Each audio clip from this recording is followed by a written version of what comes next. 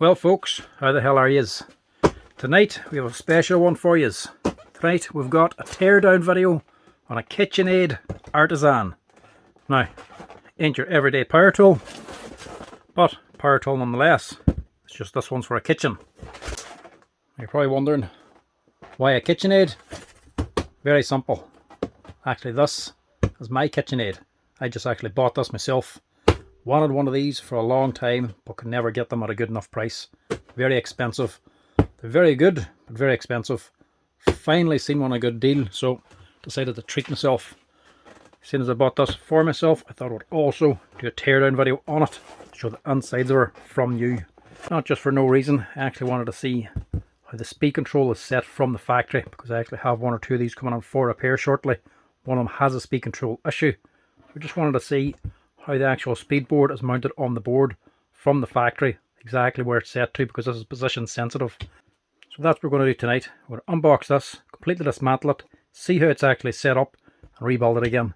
I need to get it rebuilt as well, because I actually want to use this thing. Now as well, this is not a sponsored video from Kitchenaid. Kitchenaid has nothing to do with this whatsoever. I've bought this here for myself. So let's not waste any more time and just get stuck in there. Now these things as well, there's three different varieties of this sort of size for home kind of use. You get the Mini, you get the Classic, and you get this one here, the Artisan. Three different types. Roughly, they're the same kind of machine. The Mini is just a bit smaller. The Classic is the same type of machine with a smaller motor. The Artisan then has got the bigger motor on it then and has better attachments as well, so they do. And as well, it doesn't just stop them three models. Each of those three then is broken down into subcategories, and also loads of different accessories as well that goes onto the front of her.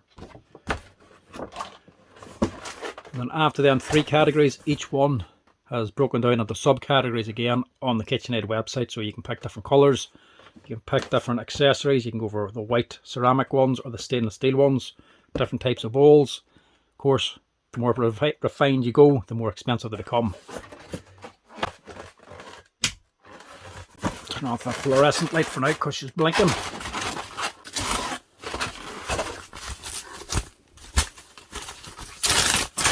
These things come with a splash guard. And this one, I went with a candy apple red. Now they come in different colours, obviously, different groups of colours with different accessories. You can never seem to get the exact one you want. Standard one, starting off, you're looking at about 600 sterling for one of these. Once you go into the more fancier colours or the stainless steel attachments, the price just keeps going up. I've been trying to buy one of these on eBay for a while now. They go from anywhere between €300 and €400 for a brand new one coming from a private seller. Or if you go for a second hand one, you can go from about $200 to $250 for a decent one. Me being me, I was trying to get a good deal on eBay for one, for a brand new one. Then randomly on Amazon Monday, this here one popped up at 410 sterling. For this, brand new, with a 5-year warranty. No brainer. Plus, this is actually the better model with the stainless steel attachments. So, forget about eBay, went for the Amazon one.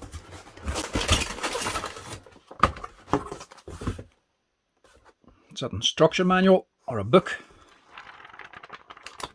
That's how popular these things are. That's all the English. The rest is every other language. That's how many different places these things are sold. Very popular machines.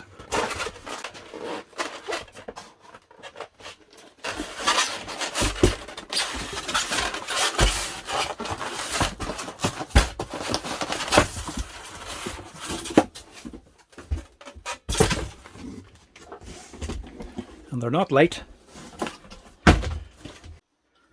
Now, they do lots of other kitchen appliances, but these here are the only thing worth buying, especially with the money they are.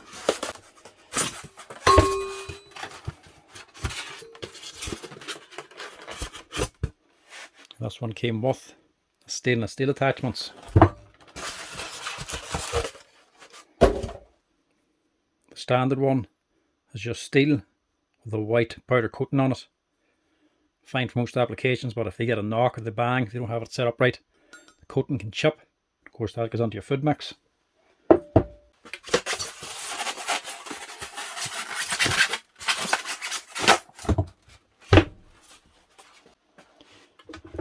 Look at that. That's some colour. Candy apple red. Now this teardown probably ain't for everybody, but it suits me.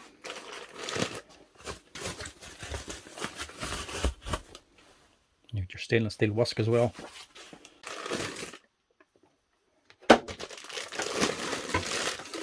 Oh, 2 bowls. That's handy. Have the stainless ones as well. You've got your 3 quarts.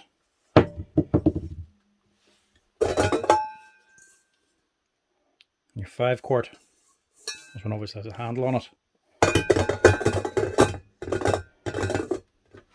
Obviously the handle spot welded on. A few grubby hand marks on the inside probably. A little bit of scrapes, but it's a bowl, what does it matter?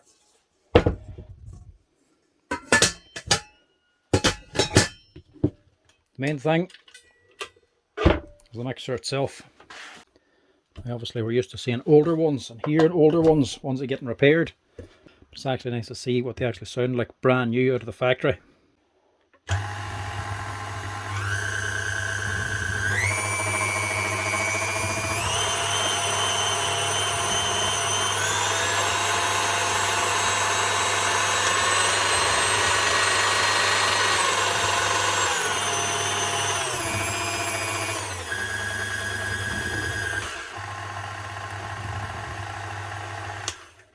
It was always the first speed that got me whenever I was setting these up, especially setting the speed on them.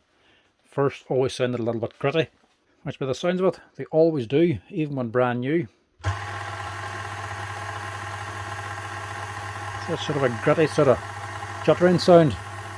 That's come from the speed board at the back, because she's running so slow. You can actually hear it arcing on the board. And on around speed 4, then you can hear sort of a rubbing sound.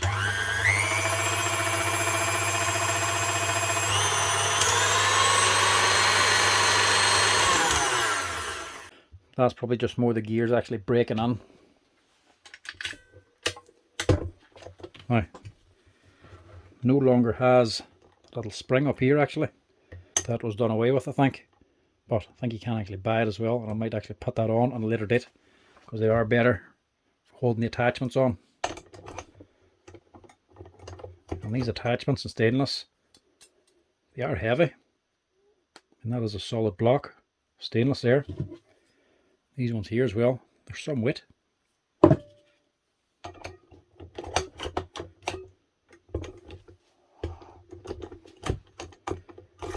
See, they're a lot looser without that spring. The spring just give a bit of tension to keep it held down. Far better with that.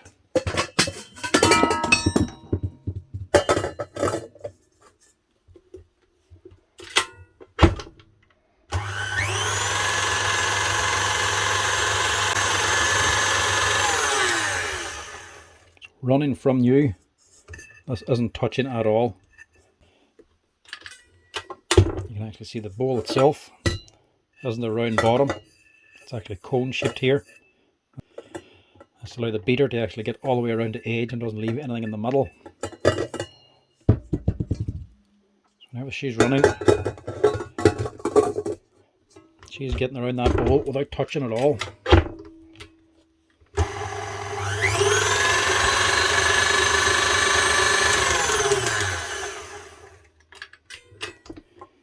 Which can be a problem when they get older, because this head can become slack. This little screw just here, that is the actual adjustment screw for your head. So that's actually a stop. That screw is actually hitting against the body up here. So whenever that's down, that's setting the height of the head, how far down the head actually drops. So you can actually take that screw back and raise the head up a wee bit, or you can take it in and drop it down more. Sometimes when you are repairing them, you end up taking this head off. Whenever you rebuild it, then you can hear the beater actually hitting off the bowl. So it does that. That's how you actually fix it. You actually loosen out the screw, you take it out more to raise the head up and keep the beater off the bottom of the bowl. Or the other way, if you're missing stuff around the bottom of the bowl, it's not getting the whole way around, right onto the edge, you can tighten it on and drop the head down a little bit more. This here's for your attachments in. That comes off, that's just a cover. Inside you have a square spindle, so your attachments actually go onto this, and it's driven by that there square spindle on the inside. As you can see today, I've actually kept the hands clean. Don't want to use dirty hands with this one. Artisan as well, have these here brushes on the side. It's very easy to access them. And they're nice big brushes too.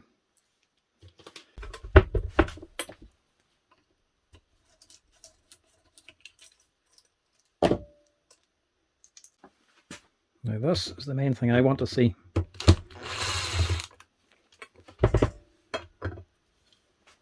This board on here. This is the speed control board. There's another wee board in the back of here, the phase control board. But this here board is one that actually controls the speed. Basically, it's a wee spring that acts as a switch. You get the speed you want by switching on and off the machine at different rates. Basically, that's how the speed control is working on this.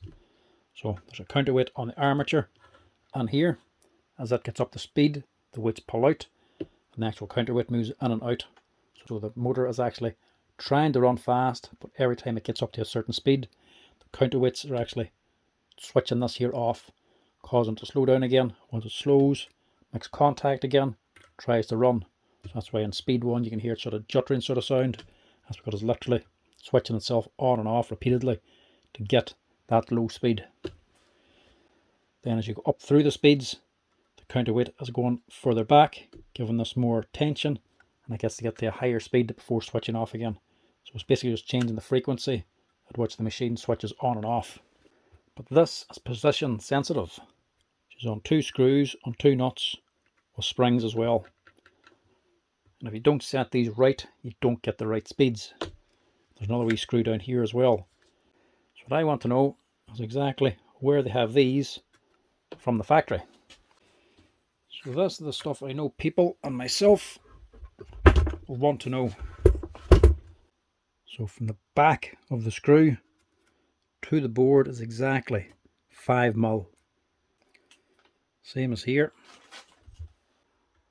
And the total size from the back of the screw to the back of the board is 10mm exactly. And that's on both sides. So 5mm for this one, to the back of the board here, to the back of the screw, and 10mm here, to the back of the spindle for the machine, or the back of this here nut, to the back of the board here. Now this one you don't actually have to take out, you can leave that as is, but when dismantling you do have to take out these 2 screws. So when taking them out, you have to hold the nut, slacken that off first. So the amount of turns to actually remove this,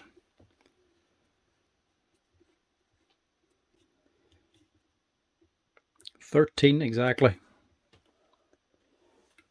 to get this here screw out. So 13 turns, we'll put it back in again.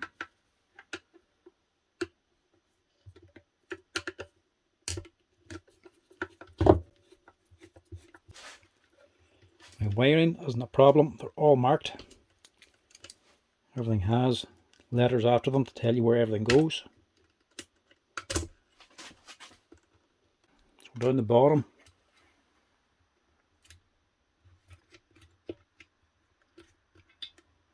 there is actually a spring holding this on.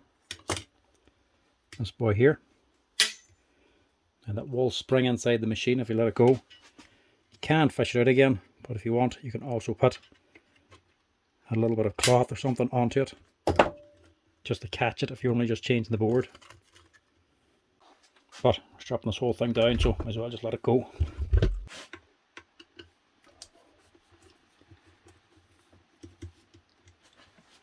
And of course the famous band as well has to come off.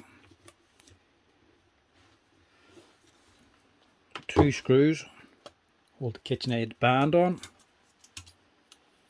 This is just light aluminium, very easily bent. And this ring also has to come off. That's just pressed on.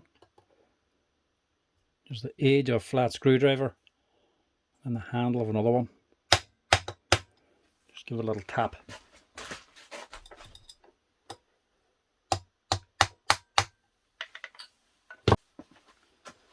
You don't want to scrape that nice paintwork.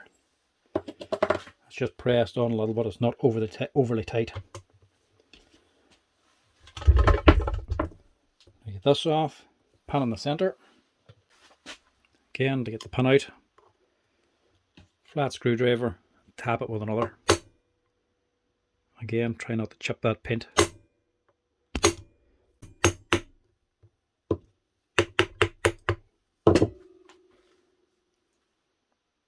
Take that out.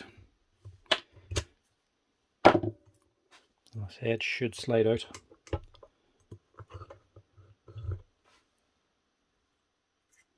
Now, fibre washer that's on there. As you can see, very little grease. Just a wee spray of grease in there. That's all it is. Now under here is a metal gear. Same as up in here. This looks like nylon, but it's not. It's actually just a white food grade grease that's on it. Very little grease is on this thing. Now if you want to fit the spring and plate on this as well, they used to come with a plate over the top and a spring. You can simply take out this C-clip, lift off the gear, pull the whole shaft out, then take off this C-clip at the bottom, fit your spring and plate, and put it all back together again.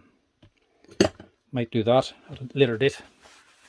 I decided to get really annoying too. Robinson head screws, square heads, no longer flats. That's irritating. Hit them heads. An electrician screwdriver. So if you're doing this at home, you'll have to get one of them too. The size you'll actually need is a Robinson number 1, S1 square head. You need that to get these out. And these would allow you to take off the whole top head to access the motor and the gears underneath. Up in here is going to be the main problem people have with these. And generally that's from overloading them and stripping out the nylon gear and the head. There's 2 more down here. These are a different screw. The other ones had a shoulder on them. These ones are fully threaded.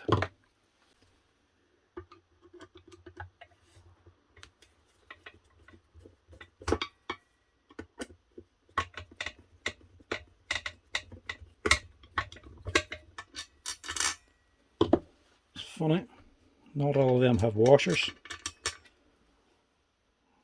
That second one for the back had a washer on it. All the rest of them didn't. The other thing we want to know is how much grease these come out of the factory with.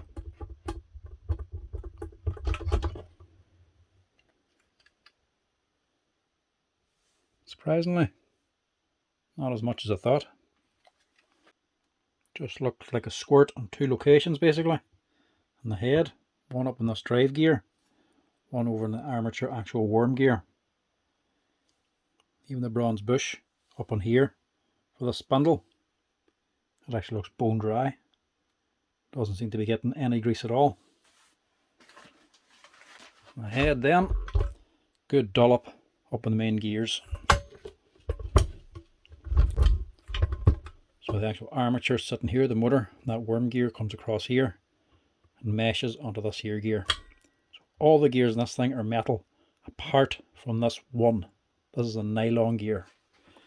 Now, why a lot of people think this is a fault, designed to fail type thing, why put a weaker gear in? This here is actually a very good feature, not a fault. This here is a sacrificial gear. As in, if you jam your motor up or if you overload it, this will strip out for any of the more expensive things, especially the likes of the motor. You wouldn't want to go burning out the whole motor. instead of just stripping out a little plastic gear. These things you can buy for about €20. Very easy to change. Even the whole head that it's sitting on, if you don't want to go to the bother changing this, you can just buy this whole assembly on its own. They cost what, €30 or €40. Not expensive at all. But everything else, all these metal gears, they're a lot more expensive. So far better to strip that than anything else. This grease as well, as you would imagine, this being a food mixer, is actually food safe grease. So even if you accidentally eat this, it wouldn't taste the best, but it would do you no harm. I'm not going to bother stripping down the whole motor on this. Generally, nobody ever does. There's not much need. The motors are quite solid in these things. This is the counterweight on the armature. This is on the end of the motor. And these are the little weights on it. So as these spring out, it lifts this here plate up and pushes on the speed control, changing the speeds. And on this wee board here is your phase control board. This one here is your power filter board. This is the main power coming in, filtering it and cleaning it up. If you're getting no power at all, that's the one you want to check or replace. If your speed has not gone up and down right, you're not getting all the speeds, you want to change your speed control board. But if you're not getting any change in speed at all, especially high speed, there's the boy you need to change, the phase control board. So this boy, this nylon gear is mounted on this here bracket. Only 3 screws hold it on.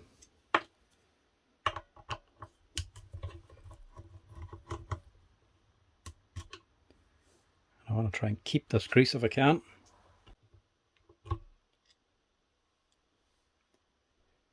Just aluminium housing holding it. That's your gear. That's your metal gear in the end of the spindle.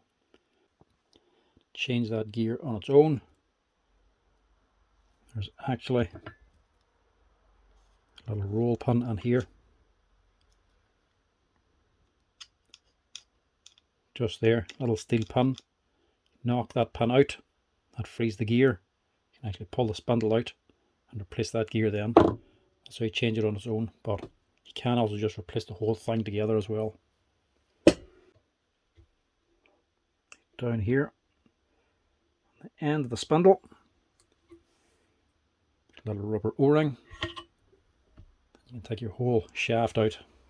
And all the thing up top is just your lock then for lifting up the head. All it is simply a spring down in here. It catches the head there. These tend to get a bend if they get a fall or fall over something. They can just bend over and jam. You can straighten them yourself or you can replace it. Only 1 screw on top holding it in and a 2nd screw then for the spring itself. At the bottom then, for the actual pivot head, this pin, it's just held in by a steel pin that runs the whole way across. And then 1 grub screw locking it into position. Now so far in this whole machine, the only thing that's actually different is the head of the screws here. Them being Robinson instead of flat. Everything else in this thing is still the exact same as a machine that's 20 years old. I can't see any difference at all. All the parts for the old and the new are totally interchangeable. The heads themselves might be different, but they're still the same thread. Another thing that can happen with the head itself, or the body, is this pin can come loose. Sometimes come out altogether, and people think it's a disaster. If that grub screw comes loose, this pin can then move. Now the new one is not just going to push out because it's quite tight, but on an older one that'll have a wee bit more play in it because it'll have worn a little bit. When it comes slack, there'll be more play in the head, plus this pin can actually slide out completely and the whole head will actually come off. It'll seem like it's broken in half, but it's actually not. There's no big springs inside of this. This head is just moving under its own weight. That's what's keeping it down. There's no big spring inside of here. This part just literally drops on here and the pin goes straight through the middle. So even if the pin comes out, it's just a matter of putting it straight back in again and tightening that there grub screw. Same thing as if it's loose or if the pin's moving. Just tighten that up. That'll fix the problem.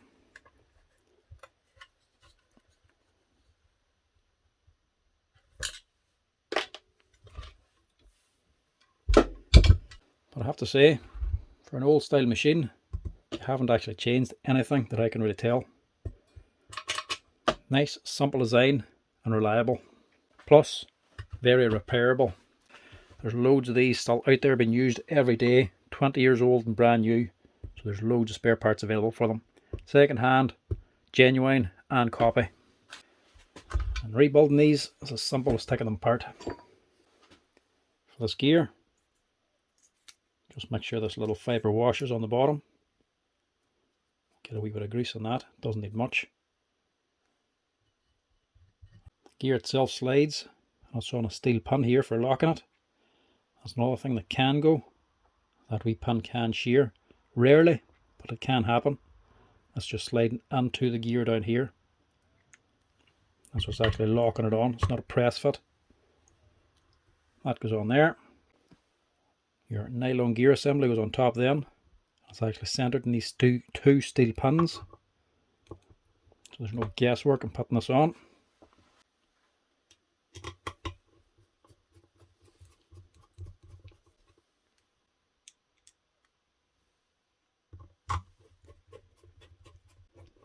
And if they're getting regular use, it's well worth getting them serviced every once in a while. The main thing being just the grease. It's food safe grease and it's good quality stuff. But after a while, after a few years in heavy use, this will start blackening, become less efficient at mixing the gears, but more so the oil and the grease will start to separate out and actually start to weep. So you'll notice down here, especially on the ring, you'll start to see oil building up inside of this. It's not going to do you any harm if it gets onto your food, but still not what you want happening. You're noticing oil weeping out down around here on the head here. You just strip it apart, wash out the grease, and put on fresh stuff. That'll actually fix her up. It's not so much a problem with the gears wearing out. They're quite rugged. It's more so the thing just starting to get messy. The bottom then, we fit your O-ring. Normally handier to take that gasket off. Locate it first. Under this wee pin here. And then drop on your head.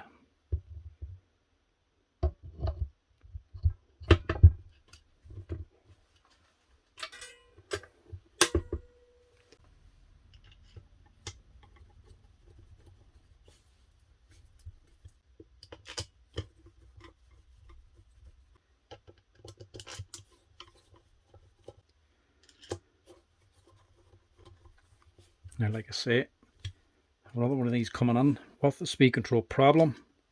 So it's handy to actually see exactly where that board sits. So if I get a new speed control board, I can easily just set it up to the correct position without messing around too much of the speeds.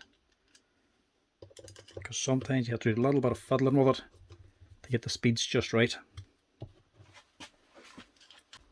And when refitting this head, make sure you got this fibre washer on first.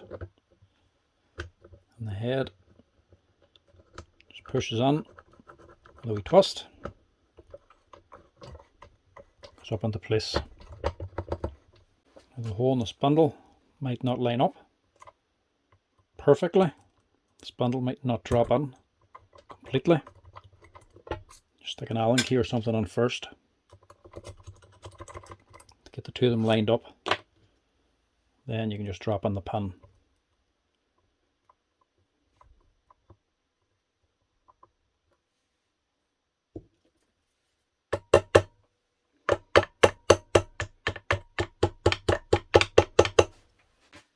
That's the same thing. Flathead screwdriver, just got a few wee taps to drive it on.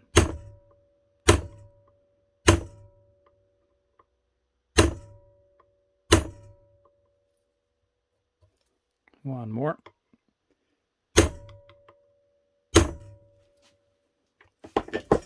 That'll do the job. the finisher off, your steel plate underneath just presses on.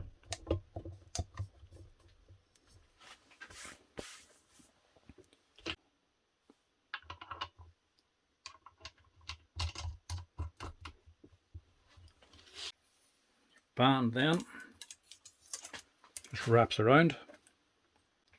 2 wee screws hold it on.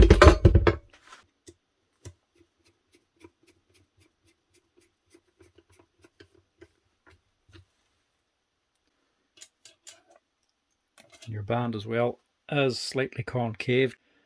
That's for whenever you actually press it on, it sits flat against the body. So whenever you take that off, don't be tempted to try and straighten it. It needs that little curve. Before the board, a little paper gasket goes on here. Then is the all-important speed board.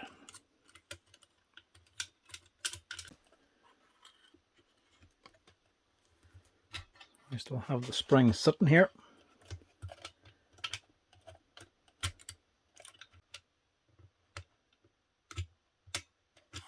And your spring hooks onto the board down here.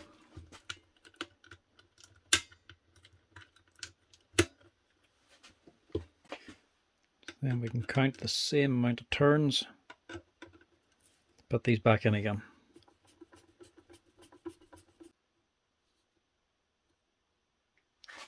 Roughly 10. And that's roughly 10. I'll lock the position on.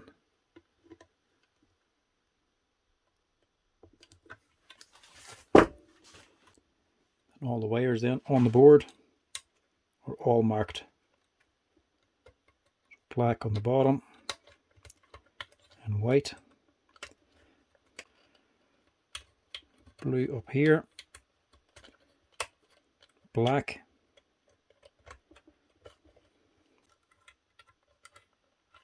Red this side. And red here.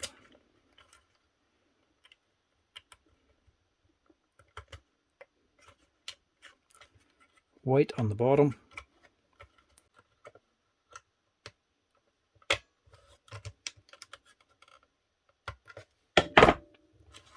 The red and white on the front.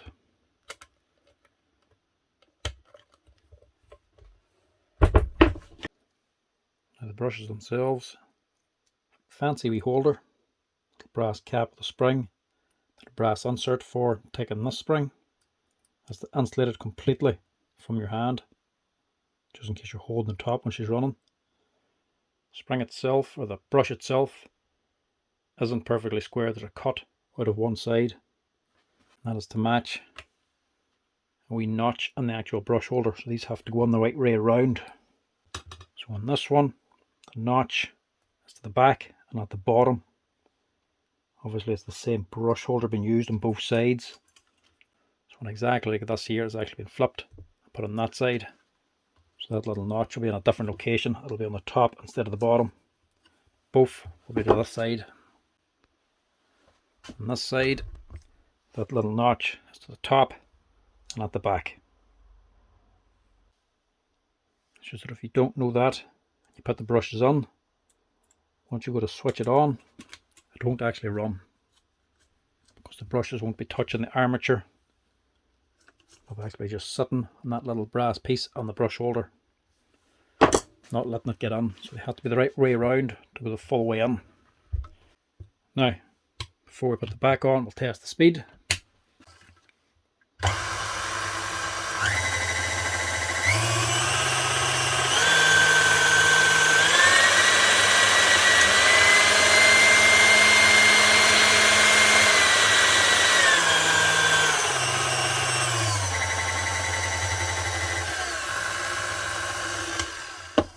That's her.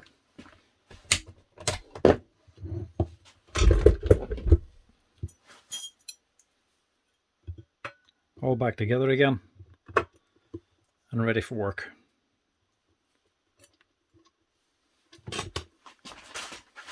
this time it's going to be me working it.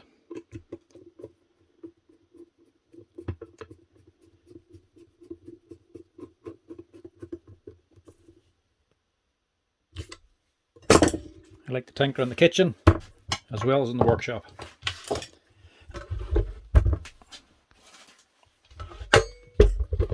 One more final thing.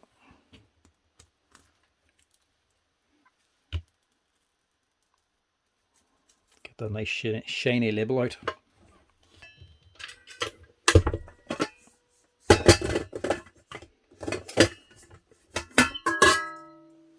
Take one out.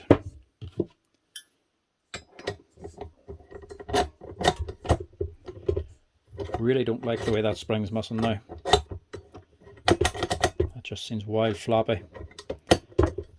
Must actually order the spring online and change that myself.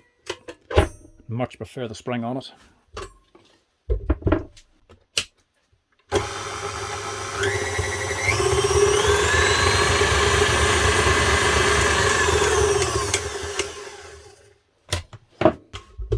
That's it, folks. That is the Kitchenaid Artisan, a proper food mixer made in the USA. These things are the only thing worth buying if you're looking for a mixer that's going to last you a lifetime. These here are the job. Plus, they're just a nice big heavy machine.